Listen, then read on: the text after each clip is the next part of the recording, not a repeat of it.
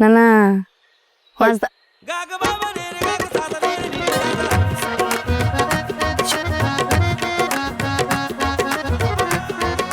হরিণ খাওয়া তুমি তোর মাছ ওরে নাই কিছুই আছে আছে চুপ করো আছে খাওয়ান দেন না আজকে খাওয়ান তো আজকে আর একটা দুটো পাওয়া যাবে আজকে বুঝছো আর বড় একটা মাছ পাইলে তো আজকে দিনটাই আমার ভালো যাবে অবশ্যই ভালো যাবে।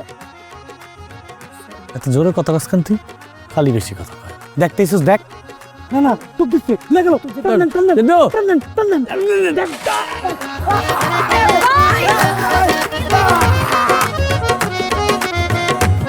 রাতুল কোথায় ছিলি? বাজারে যাব, আমার সঙ্গে চল।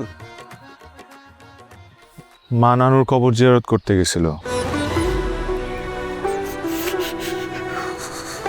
আচ্ছা ঠিক আছে, তুই মার সঙ্গে থাক। বাজারে যেতেছি, তোর জন্য কি আনবো, কি খাবি বল? কিছু লাগবে না মামা, মামা একটা আবদার করছে, কিছু বল। ওনার জিব্বা ছিলে গেছে, ভিটামিন সি টাইপের কিছু হবে। কমলা লেবু?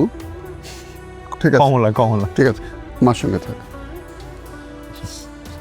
আসো, কাদা আছে দেখো। সাবধানে। আম্মা, আমার মনে হয় আমাদের এখানে আর থাকার কোনো মানে হয় না, আমাদের চলে যাওয়া উচিত। হঠাৎ এই কথা বলতেছো কিসের জন্যে? আম্মা, আমাদের এখানে তো কেউ চায় না, কেউ না কেউই না।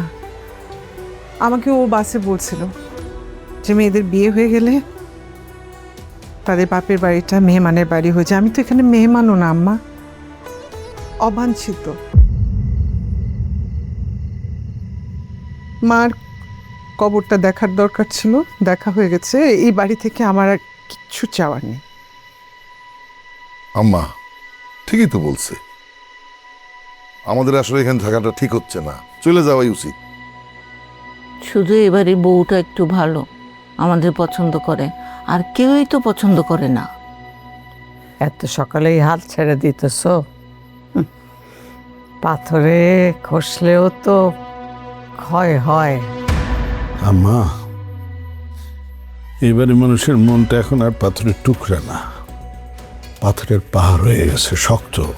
আব্বা ঠিকই কইছেন, মাথা দিয়া পাহাড় ঠেললে পাহাড়ে কিচ্ছু হয় না, মাথা ফাইটটা যায়। রাতুল